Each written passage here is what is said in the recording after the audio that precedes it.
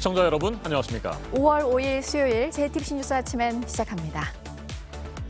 문승욱 산업통상자원부 장관 후보자의 인사청문 보고서가 어젯밤 채택됐습니다. 안경덕 고용노동부 장관 후보자에 대한 청문 보고서도 내일 무난하게 채택될 것으로 보입니다. 반면 어제 함께 청문회에 섰던 임혜숙 과학기술부 장관 후보자와 노영우 국토교통부 장관 후보자, 박준영 해양수산부 장관 후보자의 경우 여야의 입장 차이가 커서 청문 보고서 채택이 난항을 겪을 것으로 보입니다. 검사 건수가 줄어드는 휴일 영향이 없어지는 주 중반으로 접어들면서 어제 하루 나온 확진자 수는 700명 안팎이 예상됩니다. 울산에서는 확진자의 60%가 영국발 변이 바이러스에 감염되는 등 전파력이 더 센 변이 바이러스가 빠르게 퍼지고 있어서 우려가 커지고 있습니다.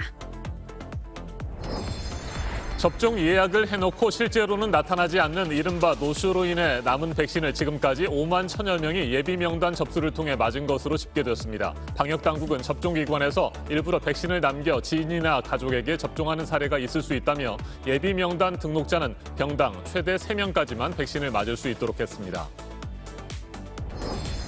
백신 공급이 일부 나라에 편중돼 있다는 목소리가 커지고 있는 가운데 미국 바이든 대통령이 백신 특허권을 한시적으로 유예하는 방안이 논의되고 있다고 밝혔습니다. 더 많은 백신을 생산해서 수출하겠다고 했는데 백신 효과로 미국의 확진자와 사망자 수는 넉 달 만에 5분의 1 수준으로 낮아진 상황입니다.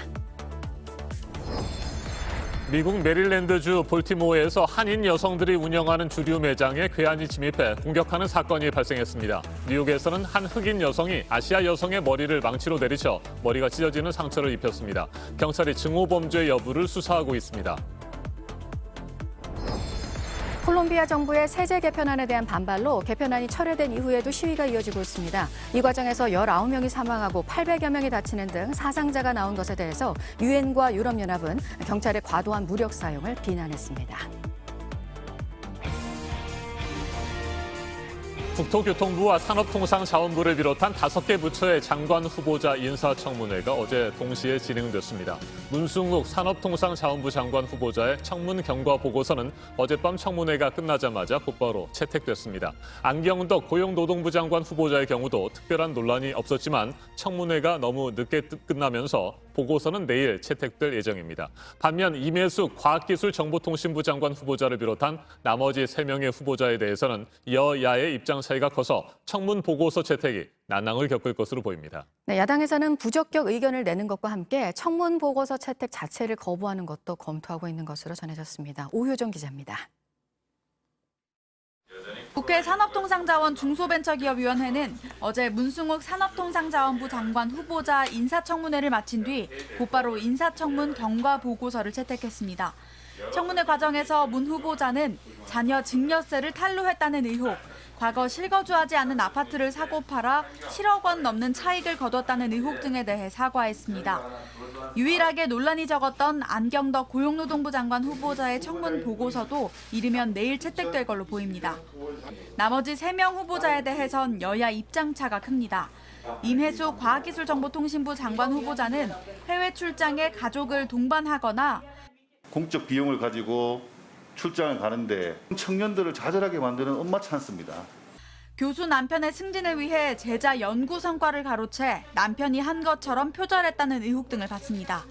임 후보자는 어제 남편은 제1저자로 핵심 아이디어를 제공했고 논문 작성에도 충실히 임했다는 입장을 밝혔습니다. 박준영 해양수산부 장관 후보자도 부인이 1,250여 점의 도자기를 불법으로 들여왔다는 의혹을 받고 있습니다.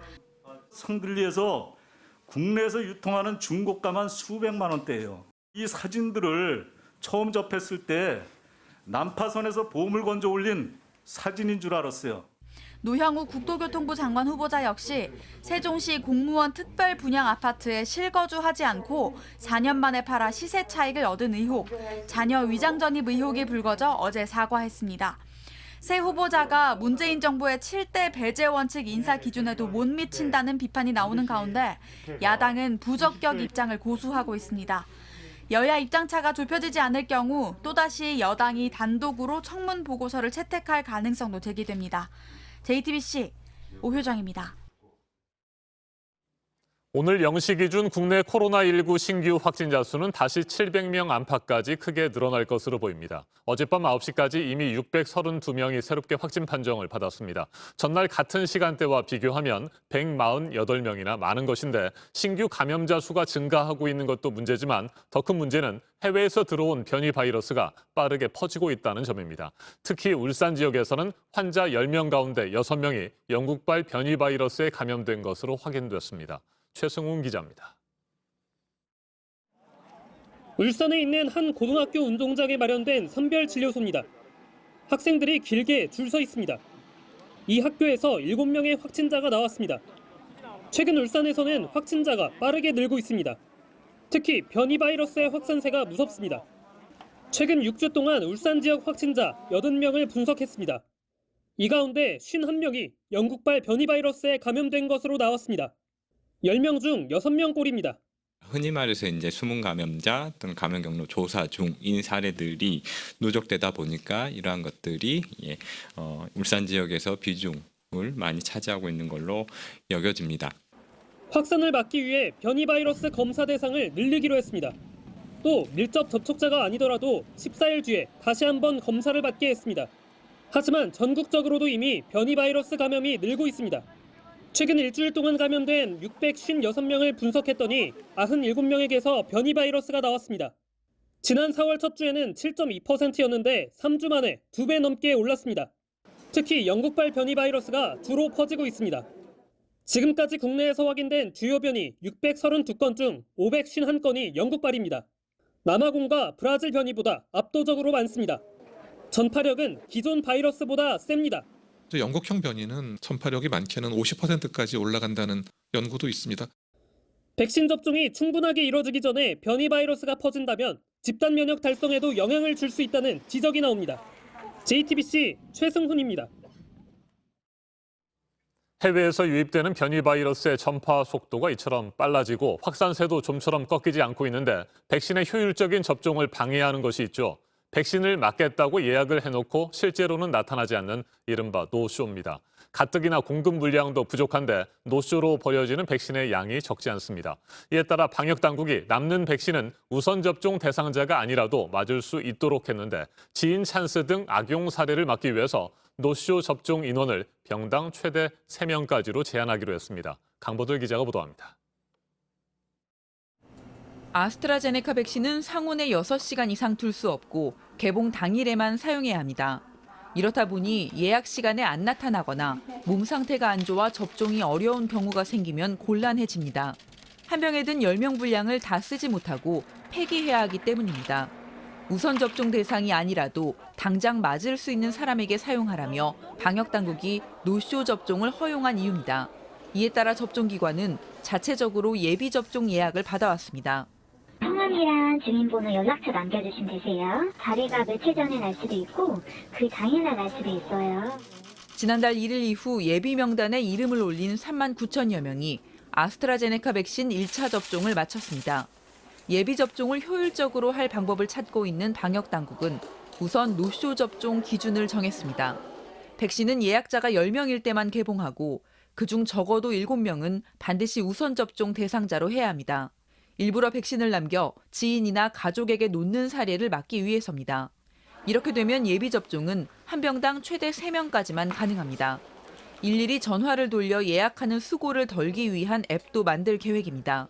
남는 백신을 등록을 하고 또 이제 사전 희망자는 이 앱을 통해서 남는 백신이 있는 의료기관을 찾아서 매칭을 해줄 수 있는, 그래서 이제 원하는 알림을 해줄 수 있는 그런 기능을. 또 중앙이나 지자체 콜센터가 예비 명단 등록을 지원하는 방안도 검토 중입니다. JTBC 강버들입니다.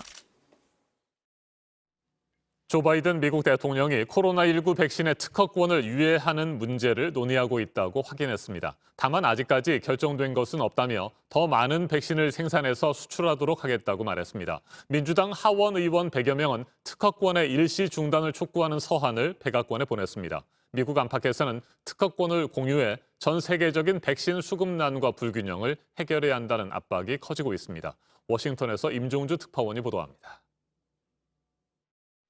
바이든 대통령은 미국이 할 수 있는 일 중 하나는 더 많은 사람을 돕기 위해 백신을 더 많이 생산하고 수출하는 일이라고 강조했습니다. 그러면서 백신 특허권 문제가 논의되고 있음을 확인했습니다. Well, we're going to decide that as we go along. I haven't made that decision yet.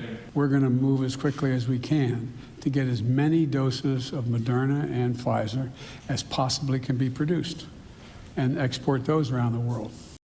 미국 민주당 하원 의원들은 특허권 일시 중지를 촉구하는 서한을 백악관에 보냈습니다.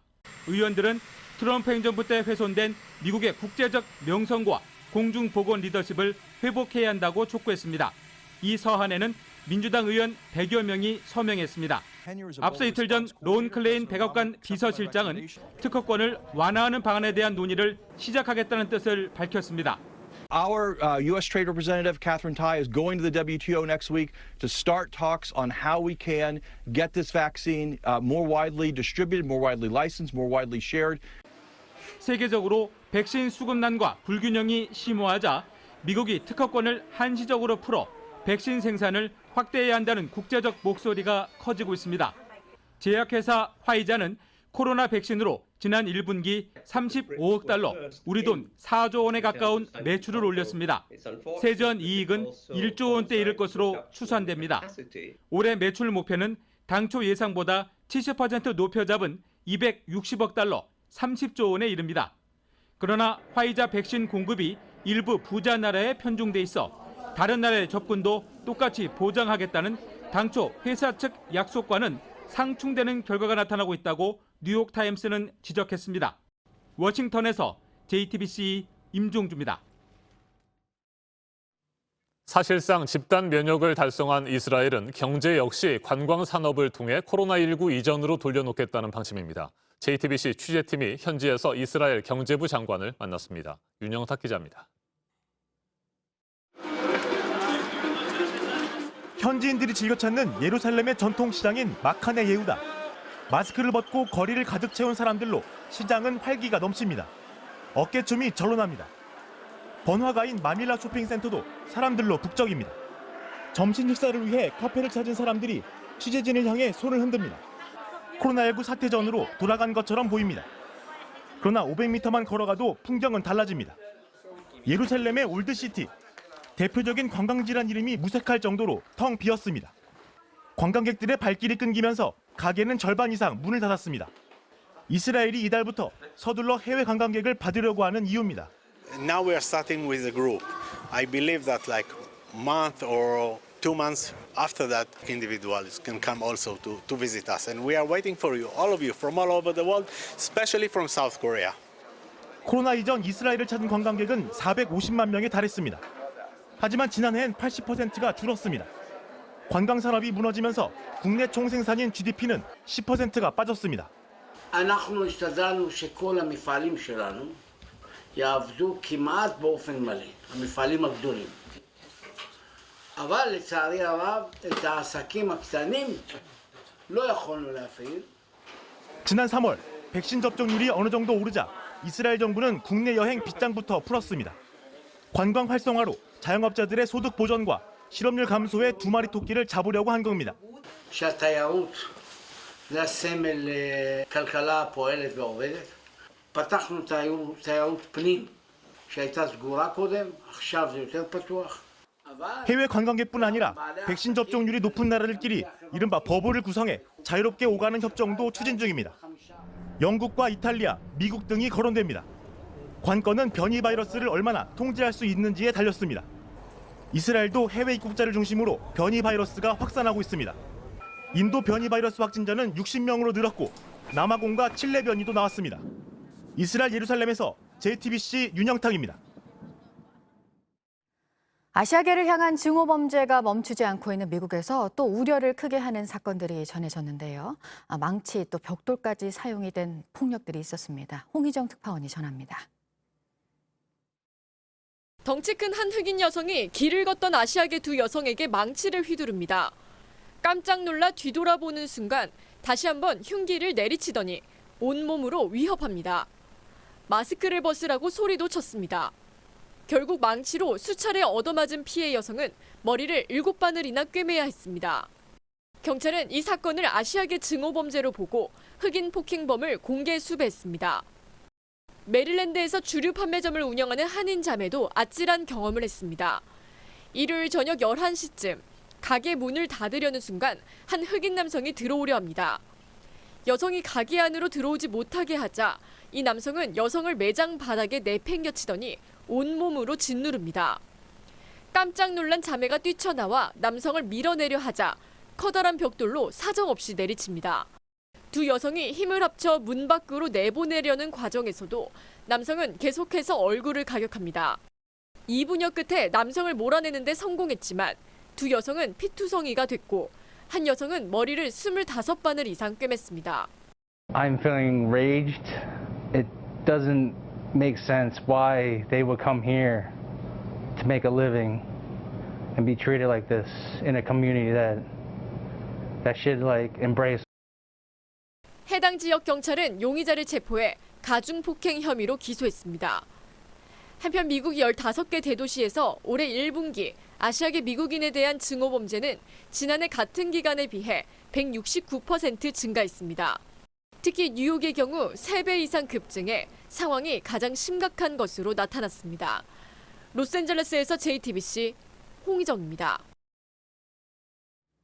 콜롬비아에서는 정부의 세제 개편안에 반발해 시작된 시위가 개편안 철회 발표가 난 이후에도 이어지고 있습니다.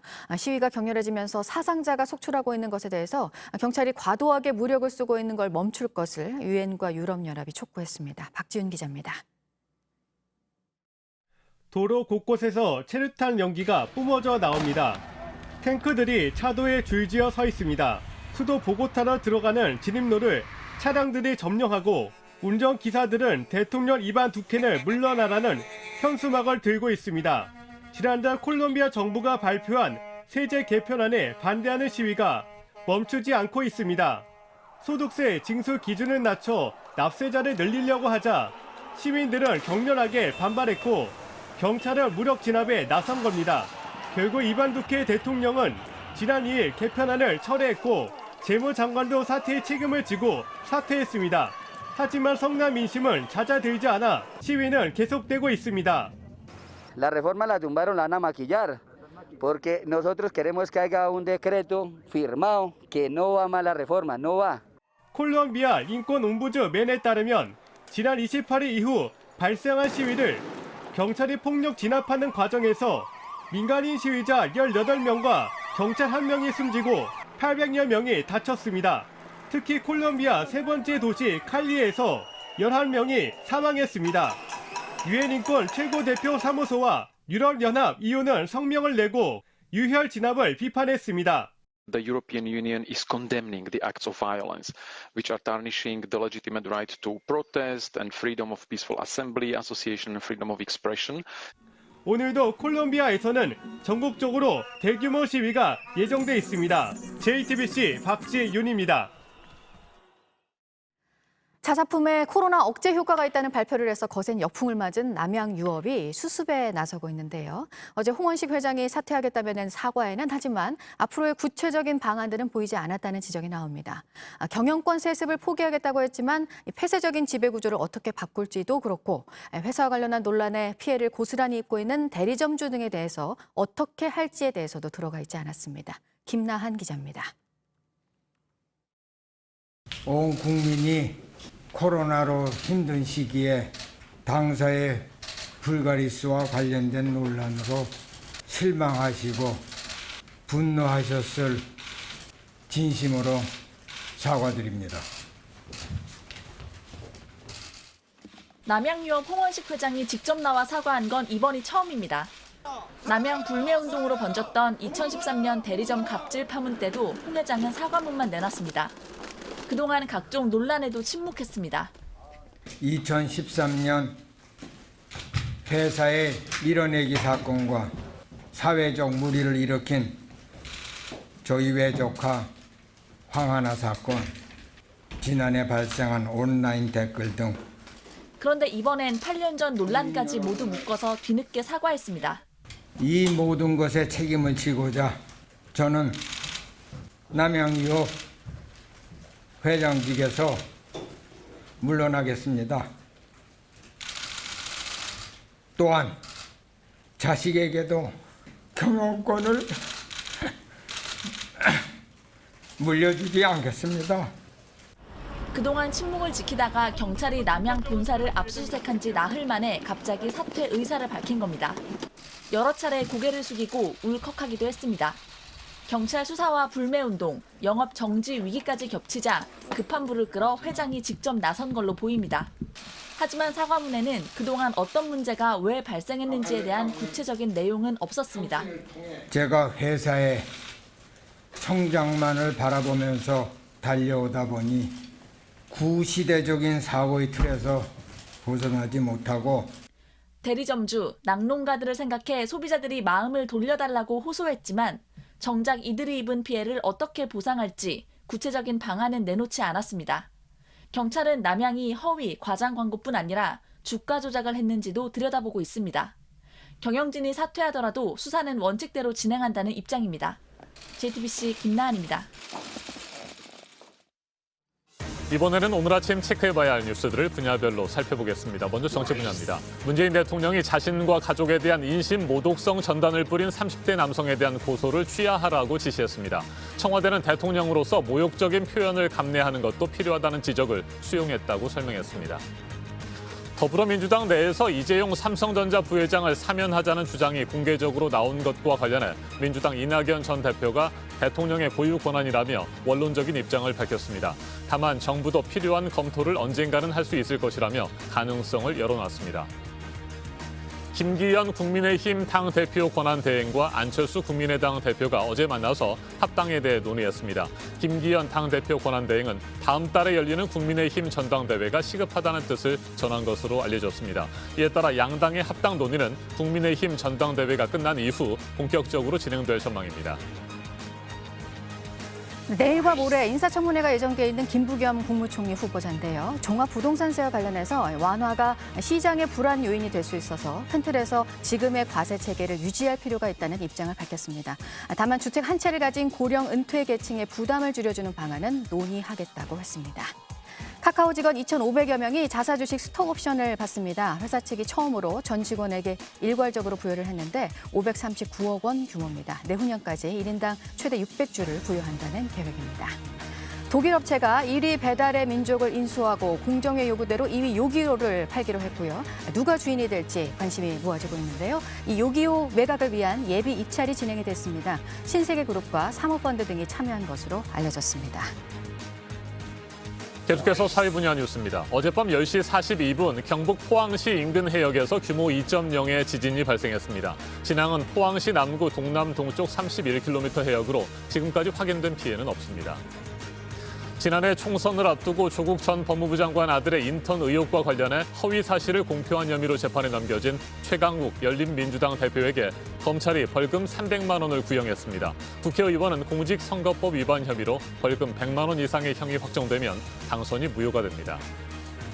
텔레그램 박사방에서 성착취물을 제작, 유포한 혐의로 1심에서 징역 45년을 선고받은 조주빈에 대해 검찰이 항소심에서도 무기징역을 구형했습니다. 조주빈과 함께 기소된 박사방 핵심 회원 5명에게는 각각 징역 5년에서 17년을 구형했습니다. 이들에 대한 항소심 선고는 다음 달 1일에 내려집니다. 전북 전주에서 한지 문화축제가 오늘 시작돼서 사흘 동안 열립니다. 한지의 우수성을 알릴 수 있는 행사, 전시와 함께 참가자들이 한지로 만든 옷으로 패션쇼도 진행이 됩니다. 강원 춘천에서는 오늘 어린이날에 맞춰서 애니타운 페스티벌이 개막을 하는데요. 소풍 같은 한 달이라는 주제로 오는 23일까지 매주 주말에 애니메이션 영화 상영과 공연 등이 이어집니다. 충남 공주의 석장리 구석기 축제는 온라인으로 열립니다. 오늘부터 나흘 동안입니다. 전국 가족 단위의 팀들이 겨루는 퀴즈 대회가 화상으로 진행이 되고 구석기인들의 삶을 체험하는 프로그램도 온라인으로 생중계가 됩니다. 한미일 세 나라 외교장관 회의가 오늘 예정되어 있습니다. 주요 의제는 북핵 문제입니다. 미국의 새 대북 정책을 토대로 논의가 있을 것으로 예상됩니다. 국내에서 코로나 백신 접종을 2번 모두 마치면 오늘부터는 자가격리 의무가 면제가 됩니다. 확진자와 밀접 접촉을 했더라도 진단검사에서 음성 판정을 받고 증상이 없으면 자가격리를 하지 않아도 됩니다. 해외를 다녀온 뒤에도 자가격리 대상에서 제외가 되는데 다만 변이 바이러스가 유행하는 나라에서 들어왔으면 면제가 되지 않습니다. 민주당 송영길 대표가 어린이날을 맞아서 서울 관악구에 있는 아동복지센터에 갑니다. 아동복지 관련 현장을 점검하고 선물을 전달할 예정입니다. 분야별 뉴스들 체크해드렸습니다. 오늘은 여름의 시작을 알리는 절기 입하이자 어린이날입니다. 맑은 하늘이 펼쳐지겠고 미세먼지 농도도 전국이 보통 수준으로 깨끗하겠습니다. 하지만 곳곳에서 바람이 강하게 불어서 조심하셔야겠습니다. 대부분 해안과 제주도에 강풍주의보가 내려져 있습니다. 최대 순간 풍속이 초속 25m까지 매우 강하게 불겠습니다. 서해 중부를 제외한 전 해상에는 풍랑주의보가 내려져 있습니다. 물결이 최고 4m까지 매우 높게 일겠습니다. 현재 기온은 서울 11도로 수도권은 어제와 비슷합니다. 대전 12도, 부산 16도로 그 밖의 지역은 2도에서 6도가량 높지만 전라도와 제주도는 광주 11도, 제주 13도로 2, 3도 낮습니다. 낮 기온은 서울 19도, 부산 23도로 수도권과 경상도는 어제보다 2, 3도가량 높겠습니다. 하지만 충청도와 전북은 대전과 전주 20도로 어제보다 2도에서 5도가량 낮겠습니다.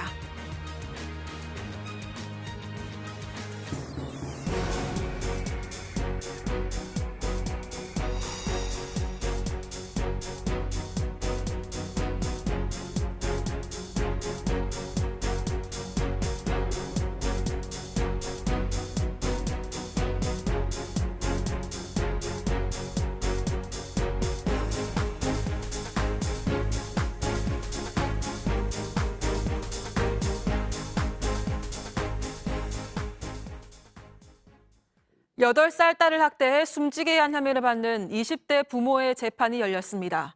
검찰은 화장실에서 쓰러져 있는 딸 옆에서 의붓아버지는 휴대전화로 게임을 했다고 했습니다. 때리고 굶기는 부모의 학대는 일상적이었습니다. 구혜진 기자입니다. 검찰은 A양이 숨진 당일 학대 정황을 자세히 공개했습니다.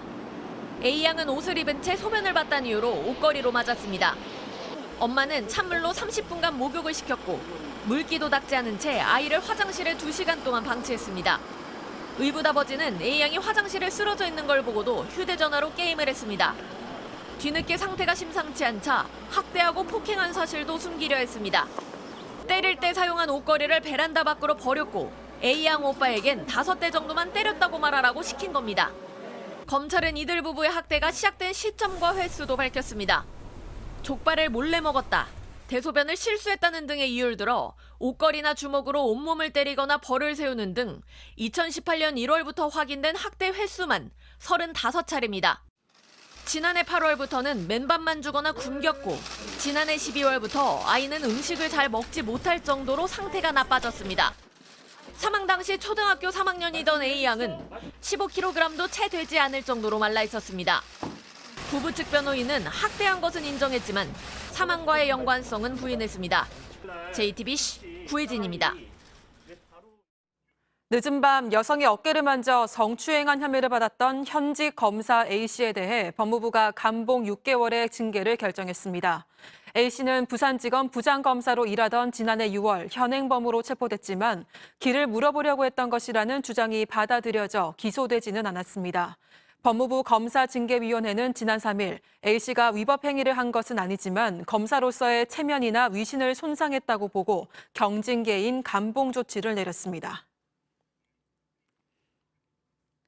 어제 저녁 강풍주의보가 발효된 부산에는 최대 순간풍속 초속 20m의 강한 바람이 불어 간판 등의 추락이 우려된다는 신고가 잇따랐습니다. 밤 9시 40분쯤에는 부산 북구 구포동에 있는 주택에서 창문이 떨어져 아래에 주차돼 있는 차를 덮치기도 했습니다. 당시 주변에 사람이 없어 인명 피해는 없었습니다. 도시개발 정보를 미리 알고 땅 투기를 한 혐의를 받는 전 시흥시 의원 A씨가 어제 구속됐습니다. 수원지법 안산지원 조형우 영장전담 부장판사는 증거인멸과 도주의 우려가 인정된다고 밝혔습니다. A씨는 지난 2018년 10월 경기도 시흥시에 있는 개발 예정지 임야를 딸의 이름으로 매입한 혐의를 받습니다. 경찰 수사가 이어지자 A씨는 지난 3월 말에 의원직을 사퇴했습니다.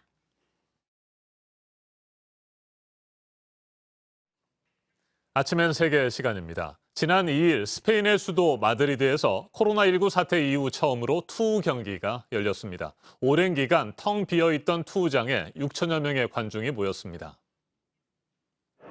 성난 황소가 빠른 속도로 빨간 천을 들고 있는 투사에게 돌진합니다.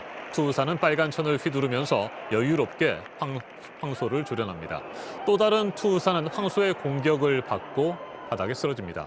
황소의 발에 밟히거나 뿔에 찔릴 수도 있는 아찔한 상황입니다.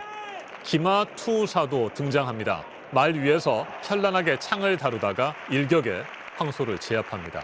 관중들은 투사들의 화려한 묘기에 손수건을 흔들면서 환호하고 꽃을 던졌습니다.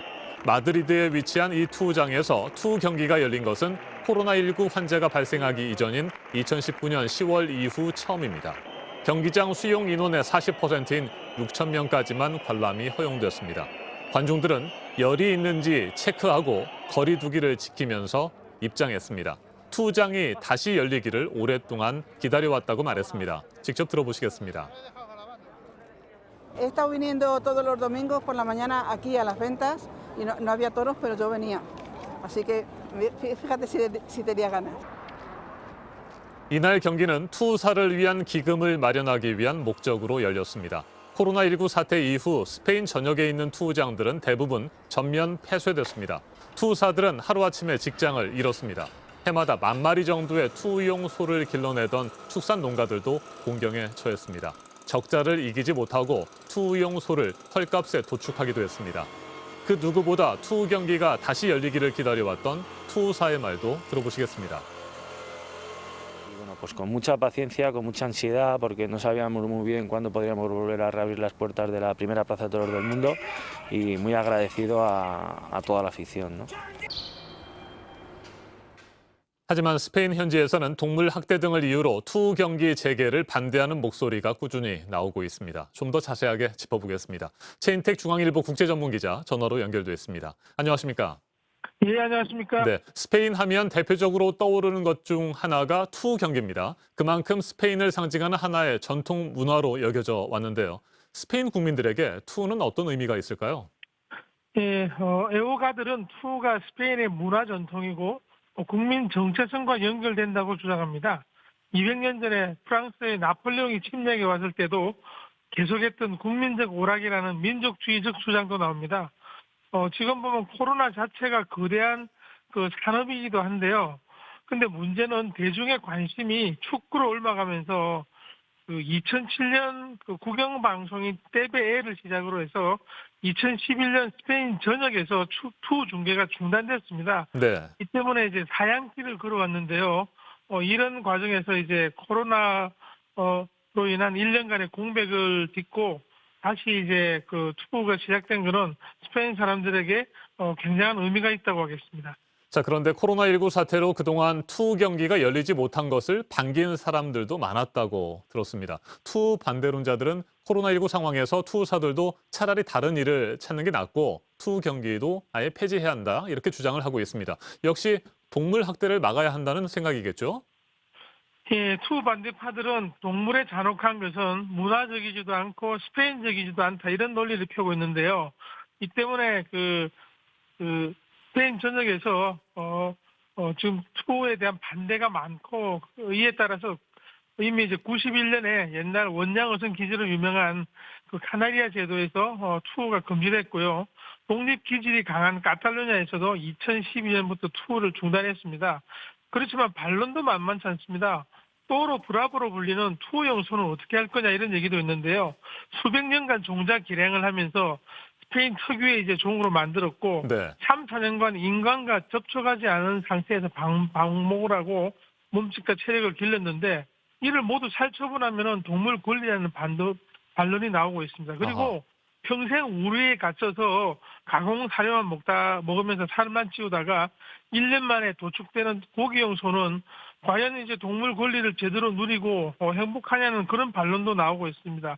오래된 인간의 오락과 전통 그리고 이제 동물의 권리라는 새로운 흐름이 서로 맞서는 상황입니다. 네, 찬반 의견이 계속해서 팽팽하게 맞서는 것 같습니다. 알겠습니다. 말씀 잘 들었습니다. 최인택 중앙일보 국제전문기자였습니다. 스페인 언론들은 투 경기 소식을 스포츠면이 아닌 문화면에서 다루고 있습니다. 단순한 스포츠 경기가 아닌 스페인의 정서를 담은 하나의 문화로 보고 있는 겁니다. 하지만 동물 복지의 범위가 확대된 시대 투 경기는 명백한 동물 학대라는 주장 역시 팽팽하게 맞서고 있습니다. 외신들은 코로나19로 멈췄던 일상이 조금씩 회복되면서 투우장의 문도 열렸지만 투우가 예전처럼 스페인 국민들의 관심을 받을 수 있을지는 미지수라고 전했습니다. 지금까지 아침 세계였습니다.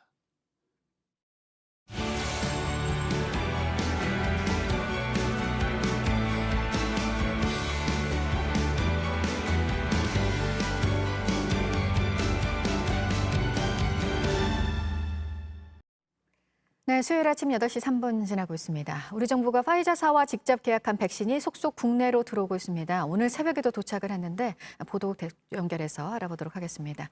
이재승 기자, 화이자 백신이 그럼 지금까지 얼마나 들어온 건가요? 네, 일단 오늘 새벽에 들어온 백신은 43만 6천 회 분입니다. 오늘 새벽 1시 30분쯤에 인천공항을 통해서 들어왔습니다. 이로써 국내에 인도된 화이자 백신은 오늘 도착분까지 포함해서 243만 6천 회 분입니다. 정부가 화이자와 직접 계약을 맺은 백신 물량은 모두 6,006만 회 분인데 다음 달까지 456만 회 분이 더 들어옵니다. 화이자 백신은 현재 지역사회에 거주하는 75세 이상 고령층 그리고 노인시설 입소자와 간병인 등의 접종에 쓰이고 있습니다. 다음은 지난해 복권 판매 수입이 처음으로 5조 원을 넘어섰다는 소식입니다.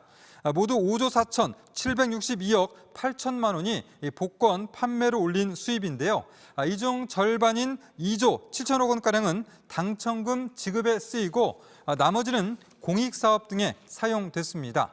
당첨금 지급 내역을 보면 로또가 2조 3,685억 원으로 가장 많았고 인수의 복권이 2,200억 원, 결합 복권이 1,600억 원 가량이었습니다. 네, 기후변화 위기에 대응해서 프랑스 하원에서 통과가 된 법이 있네요. 어떤 내용입니까? 네, 프랑스에서 기차를 타고 2시간 30분 안에 이동할 수 있는 구간은 앞으로 비행기 운항이 금지될 전망입니다. 프랑스 하원은 정부가 발의한 기후보건 법안을 찬성 322표, 반대 77표, 기권 144표로 채택했습니다. 해당 법안에는 에너지 효율 등급이 낮은 집은 임대를 금지하고 또 공립학교에서는 일주일에 한 번은 채식 메뉴를 제공하도록 했습니다. 프랑스 환경장관의 발언 들어보시죠. Le combat écologique n'est jamais terminé, jamais. Mais avec cette loi, nous marquons, j'en suis persuadée, un tournant en ancrant l'écologie dans le quotidien des Français et surtout, en embarquant tout le monde, en ne laissant personne sur le côté. Je vous remercie beaucoup. 네, 하지만 이번 법안이 미흡하다는 그러한 목소리도 나오는데요. 그린피스 프랑스 지부는 15년 전에나 적법했을 법이라며 현대 지구온난화에 효과적으로 맞서기엔 역부족이라고 비판했습니다. 끝으로 이 팝스타 마이클 잭슨의 2009년 사망 당시 초상권 등의 브랜드 가치가 우리 돈 46억 원으로 평가됐다는 소식입니다. 애초 미 국세청이 1,800억 원으로 책정을 했었는데 유족들이 제기한 소송을 통해서 크게 낮아졌습니다. 미 법원의 판단에 따라서 마이클 잭슨의 어머니와 자녀들이 내야 할 상속세가 대폭 줄어들게 됐습니다.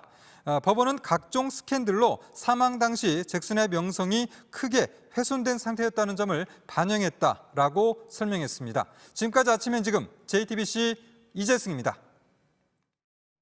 제8회 백선엽 한미동맹상 수상자 매티스 전 미국 국방부 장관에 대한 시상식이 주미 한국대사관에서 열렸습니다. 재임 기간 한미동맹에 대한 신뢰를 바탕으로 굳건한 안보 공약을 강조하고 한반도 방위에 기여한 공로로 수상자로 선정이 됐는데요. 매티스 전 장관은 부상 3만 달러를 워싱턴 한국전 참전용사 추모의 벽 사업에 모두 기부하기로 했습니다. 군의 가혹행위와 군병원의 오진으로 아들이 5달째 걷지 못하고 있다는 아버지의 호소에 국방부가 문제가 심각하다고 판단을 했다면서 감찰에 들어갔습니다.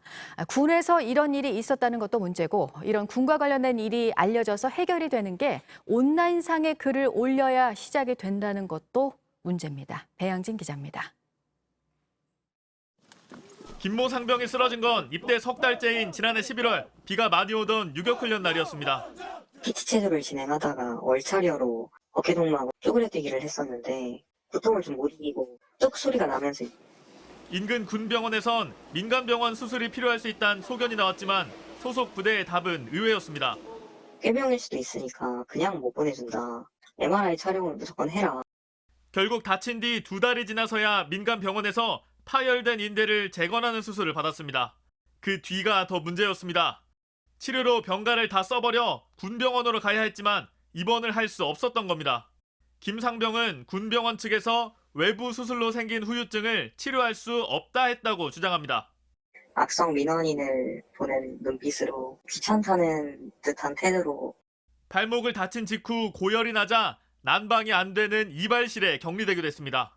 그날 저녁부터 다음날 아침까지 밥을 주지 않았고 항의 전화를 하고 나니 해결됐다는 게 가족의 설명입니다. 고장나서 아마 안 된 것 같습니다. 밥은 왜 그랬는지는 모르겠는데 조치하도록 하겠다고. 결국 3월에 민간병원에서 다시 수술을 받았지만 염증 수치가 계속 높아져 아직도 병원에 있습니다. 2다리로 걷지 못한 지 5달이 넘었습니다. 완치할 수 있을지 하루하루 불안감에 시달리고 있습니다. 군이라는 집단이 절대 날 지켜줄 수 있는 곳이 아니구나. 해코지를 했으면 했지. 좀 긍정적으로 영향을 주진 않게 계속 이런 생각만 드니까 우울하고. 해당 부대 측은 취재진에 MRI 소견서가 없으면 병가를 갈 수 없다고 한 적이 없다며 자세한 것은 국방부에 문의하라고 했습니다. 문제가 불거지자 국방부는 감찰에 들어갔습니다. 해당 사안이 심각한 것으로 판단한다며 관련자는 규정에 따라 엄중 처벌하겠다고 했습니다. 소위 말해서 백이 없으면 안 돼요. 어디 누구를 통해서든 하여튼에 외부에서 뭔가 얘기가 들어가야 그때서야 이제 조치가 되는 거예요. JTBC 배양질입니다. 국회 인사청문회를 준비하고 있는 김호수 검찰총장 후보자가 취임 후 최우선 과제로 검찰 조직의 안정을 말했습니다. 김호수 후보자는 김학의 전 차관 출국 금지 사건 당시 지휘 라인에 있었고 최근에 서면 조사를 받은 바 있습니다. 청문회에서 이 부분이 쟁점이 될 것으로 보입니다. 신아람 기자입니다. 김호수 검찰총장 후보자는 수원지검에서 피고발인 신분으로 수사를 받고 있습니다. 2019년 법무부 차관일 때 김학의 전 차관에 대한 긴급 출국 금지를 최종 승인한 인물로 의심받고 있기 때문입니다. 핵심은 앞서 재판에 넘겨진 차규근 법무부 출입국 외국인 본부장이 상부에 보고하고 승인받았는지 여부입니다. 차 본부장이 2019년 3월 22일 당시 상황을 김 후보자에게 보고하고 출국 금지를 승인받았다는 관계자 진술과 관련 증거를 이미 수사팀이 확보한 것으로 파악됩니다. 수사에 응하지 않아왔던 김 후보자는 최근 서면으로 조사를 받았습니다. 김 후보자가 총장으로 임명되면 자신이 연루된 사건을 검찰 수장으로 총괄하게 될 수도 있습니다. 이 사건의 실체를 밝히는데 한계가 있을 거란 우려의 목소리가 나옵니다. 야권과 일부 단체는 수사 대상자가 검찰 수장이 돼선 안 된다고 비판합니다. 하지만 여권과 김 후보자 측은 문제가 없다는 입장입니다. 출국 금지가 진행되는 과정에 차관 자리에 있어서 간략히 서면 조사한 것이지 혐의가 있어서 조사한 건 아니라는 주장입니다. 김 후보자는 현 정권의 전직 법무부 장관 3명과 손발을 맞춰왔기 때문에 정치적 중립에 어긋난다는 부담도 안고 있습니다. 검찰총장으로 임명이 된다면 무엇보다도 조직을 안정시키는 게 중요할 것 같습니다. 김 후보자는 서울고등검찰청사에 마련된 인사청문회 준비단 사무실에서 청문회 준비에 들어갔습니다. JTBC 신아람입니다.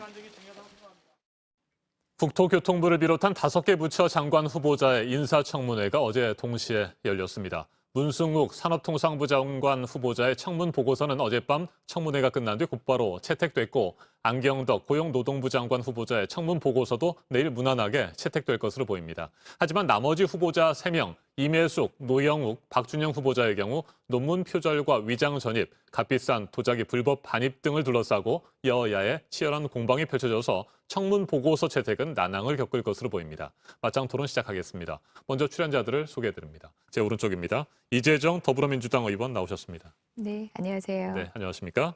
제 왼쪽입니다. 황보승희 국민의힘 의원입니다. 네, 안녕하십니까? 네, 어서 오십시오. 오늘 어린이날 휴일인데 이렇게 아침 일찍 나와주셔서 먼저 감사를 드립니다. 네, 어제 5개 부처 장관 후보자의 인사청문회가 동시에 진행이 됐습니다. 먼저 청문회 내용을 좀 짚어보고 법사위원장 문제 등을 살펴보도록 하겠습니다. 네, 황보 의원께서는 어제 임혜숙 과학기술부 장관 후보자 청문회에 직접 참여를 하셨습니다. 배우자에 대한 논문 내조, 가족 동반 해외 출장, 여러 가지 쟁점들이 있었는데 어제 전반적으로 어떻게 보셨습니까? 네, 청와대에서 지금 그 7가지 검증 기준이 있지 않습니까? 병력 면제, 부동산 투기, 세금 탈루, 위장 전입, 또 논문 표절, 음주운전, 성범죄 이런 것들이 있는데 임혜숙 후보자 같은 경우는 세금 탈루, 종합소득세를 안 내고 계시다가 장관 후보자로 지명되시고 나서 세금을 한 140만 원 정도 내셨어요. 그리고 논문 표절 문제, 또 논문 외조했다는 거 18번 제자와 함께 논문을 쓰면서 거기에 이제 전공의 같은 남편의 이름을 같이 올렸는데 후보자 입장에서는 뭐 같이 연구를 했다고 하지만 저희로서는 많은 의구심이 드는 부분이었고요. 그리고 국가과학기술연구회 그 이사장직 NST 이사장으로 최근까지 근무를 했는데 87일간 근무를 했습니다.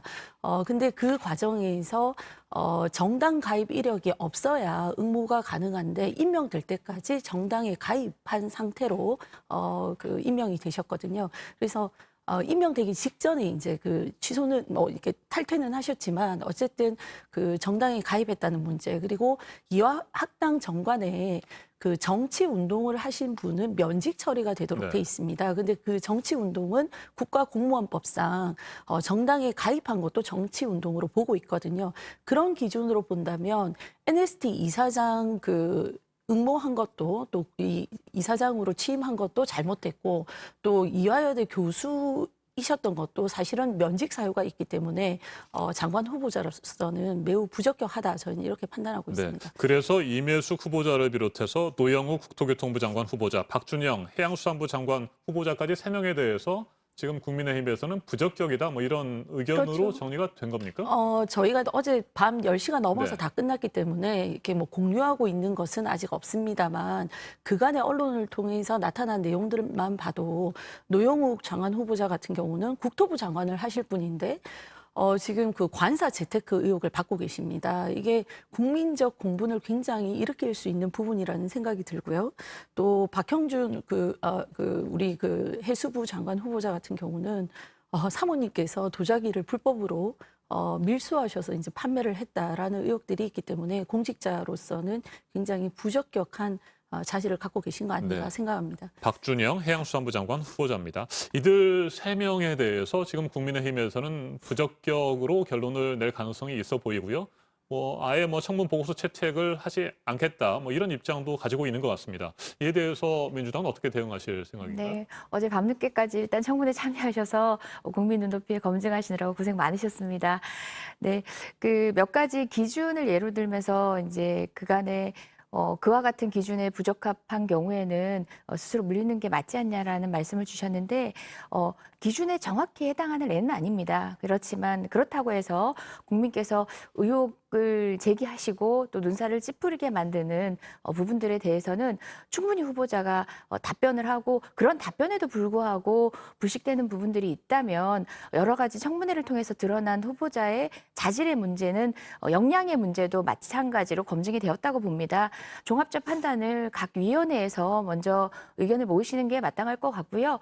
그리고 그 결과가 저는 이제 함시적 토론을 통해서 좀 기결되길 바라는데 그간의 모습은 부적격이다라고 판단하시면 청문 보고 보고서를 채택하지 않는 방식으로 야당이 많이 선택을 하셨어요. 사실은 보고서가 늘 이 후보자가 적격이다라는 방식으로만 채택되는 게 아니거든요. 여러 가지 내용들이 함께 종합적으로 들어가게 되는 그런 모양새인데 야당이 참여하지 않음으로 인해서 청문회 과정조차도 완결되지 않는 모습들이 많은데 이번에는 충분한 토론 내용과 논의된 판단된 내용들이 충분히 합의에 이를 수 있으면 좋겠고 그렇지 않더라도 보고서는 채택하는 과정을 통해서 국민께서 판단하시고 마지막 임용권자도 그 보고서를 심도 깊게 여야가 함께 채택한 보고서를 바탕으로 해서 판단하실 수 있도록 해주시면 어떨까 해봅니다. 네, 그럼에도 불구하고 국민의힘이 계속해서 반대를 하고 청문 보고서 채택을 응하지 않을 경우에 어떻게 할 겁니까? 단독으로라도 민주당에서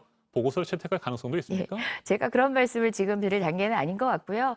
여야 공이 청문회 과정에 이제 마무리 갈무리를 하는 토론도 아직 이루어지지 않은 상황이고 마찬가지로 우리 당 내에서도 각 위원회별 의견이 수렴되지 않은 상황이니까 한번 절차를 지켜보시면서 종합적으로 함께 판단해 보면 합니다. 5개 부처 장관 후보자들에 대한 인사청문회가 어젯밤 늦게 끝났기 때문에 아직까지 공식적으로 여야의 입장이 정리된 상황은 아닌 것 같습니다.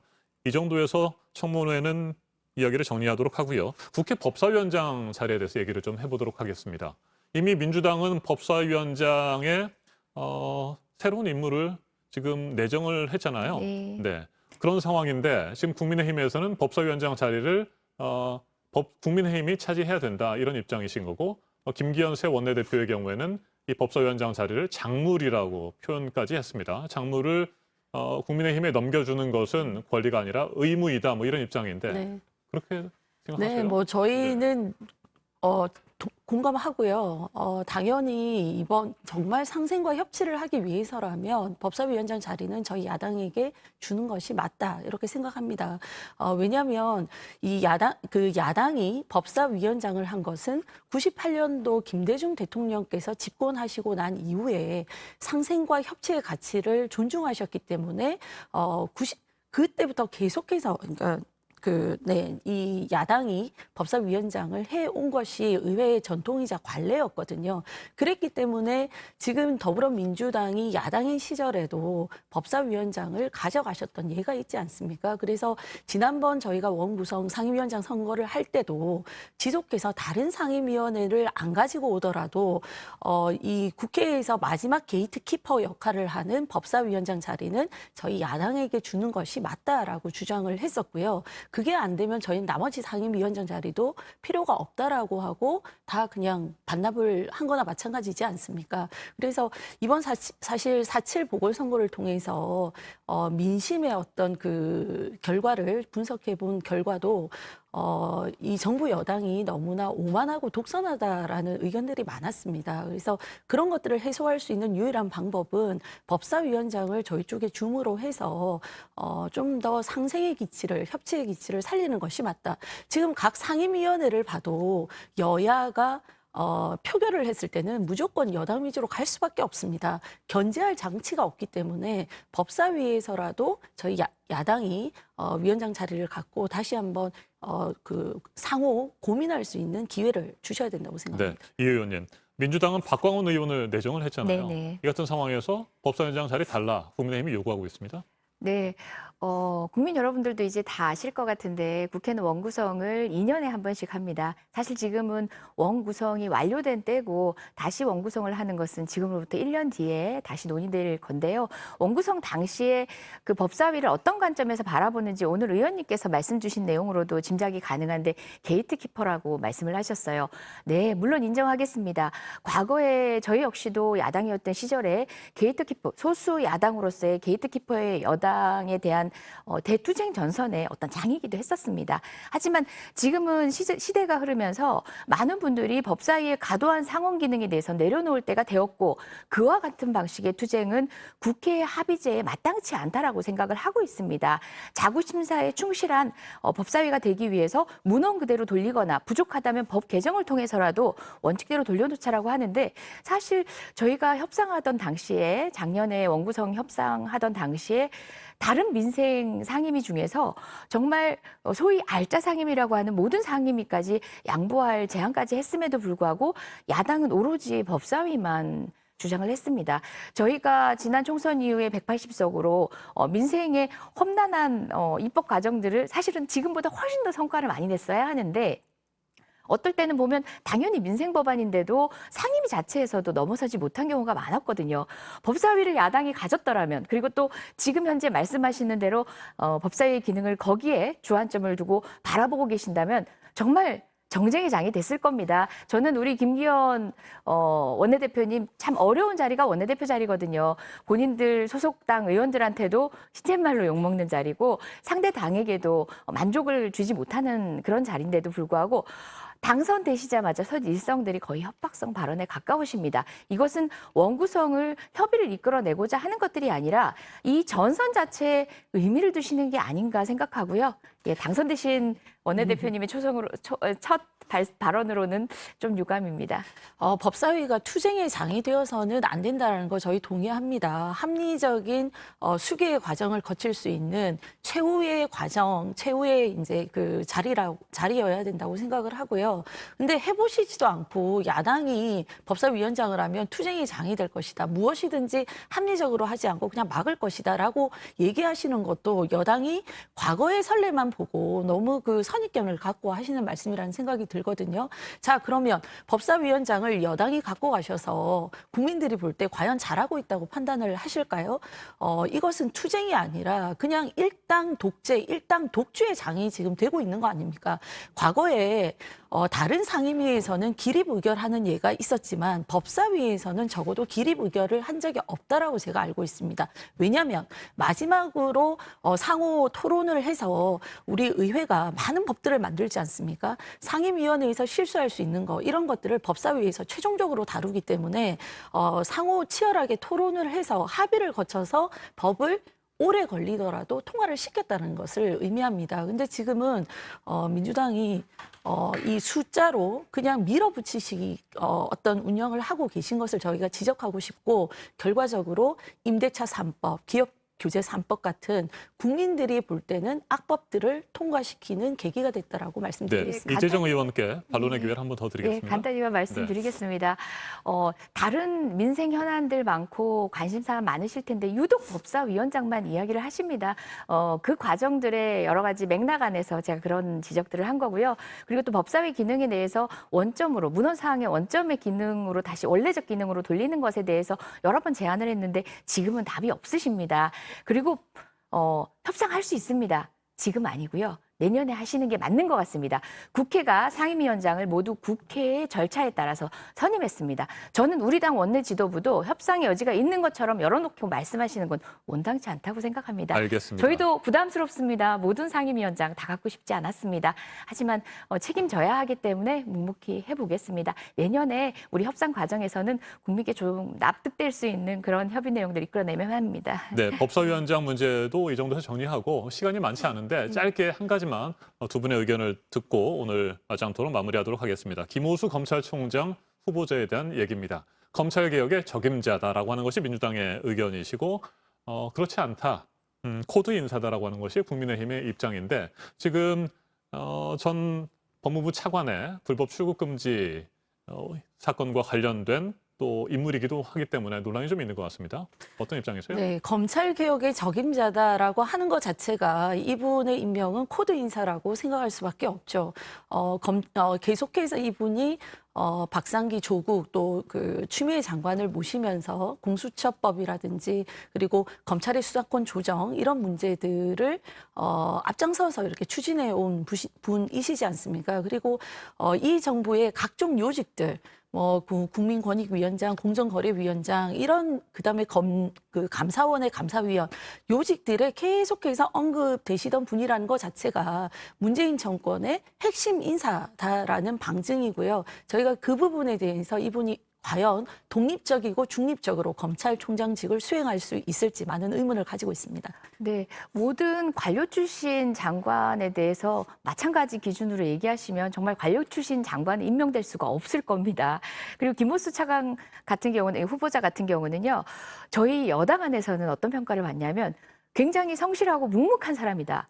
묵묵한 사람이다예요. 이분이 어떻게 해서 우리와 경량성을 같이 한다는 평가까지 받는가라는 생각이 있을 정도로 과연 이 검찰개혁의 험난한 산을 대차게 넘어갈 수 있는 의지가 있는지에 대해서 의심하는 분들도 심지어 있을 정도의 사실은 검찰 내부에서도 온건하고 조직에 있어서도 평가를 받는 분입니다. 일단 검증 과정을 통해서 이 역시도 판단해본 절차들 차분하게 기다려보시죠. 예. 네. 김학의 전 법무부 차관의 불법 출국 금지 사건과도 관련이 있어서 여러 가지 논란이 지금부터 시작되는 것 같습니다. 앞으로 인사청문회가 진행될 테니까요. 양당에서 치열하게 공방을 펼쳐주시면 될 것 같습니다. 오늘 마장토론 여기에서 마무리하도록 하겠습니다. 이재정 더불어민주당 의원, 황보승희 국민의힘 의원과 함께했습니다. 토론 잘 들었습니다. 네, 감사합니다. 감사합니다. 수고하셨습니다. 어린이날인 오늘은 전국이 맑겠고 대기도 깨끗하겠습니다. 다만 곳곳에 바람이 강하게 불겠습니다. 특히 해안과 제주도엔 강풍주의보가 내려져 있어서 안전에 더욱 주의하셔야겠습니다. 모든 바다에는 풍랑특보가 내려진 가운데 물결도 최고 4m까지 매우 높게 일겠습니다. 낮 기온은 서울 19도, 부산 23도로 수도권과 경상도는 어제보다 2, 3도가량 높겠습니다. 하지만 충청도와 전북은 대전과 전주 20도 등 어제보다 2도에서 5도가량 낮겠습니다. 아침엔 뉴스워치, 오늘 하루 관심을 가지고 지켜봐야 할, 기억해야 할 뉴스 끝으로 정리해드립니다. 문승욱 산업통상자원부 장관 후보자의 인사청문 보고서가 어젯밤 채택됐습니다. 안경덕 고용노동부 장관 후보자에 대한 청문 보고서도 내일 무난하게 채택될 것으로 보입니다. 반면 어제 함께 청문회에 섰던 임혜숙 과학기술부 장관 후보자와 노영우 국토교통부 장관 후보자, 박준영 해양수산부 장관 후보자의 경우 여야의 입장 차이가 커서 청문 보고서 채택이 난항을 겪을 것으로 보입니다. 코로나 국내 확진자 수가 이번 주에도 주 초반 400~500명대에서 중반으로 가면서 다시 크게 늘고 있습니다. 어제 하루 동안에는 700명 안팎으로 예상이 되는데 변이 바이러스에 대한 우려가 특히 큽니다. 울산에서는 최근 6주 동안 확진자의 60%가 영국발 변이 바이러스에 감염된 것으로 나왔습니다. 미국 메릴랜드주 볼티모어에서 한인 여성들이 운영하는 주류 매장에 괴한이 침입해 공격하는 사건이 발생했습니다. 뉴욕에서는 한 흑인 여성이 아시아 여성의 머리를 망치로 내리쳐 머리가 찢어지는 상처를 입혔습니다. 경찰이 증오범죄 여부를 수사하고 있습니다.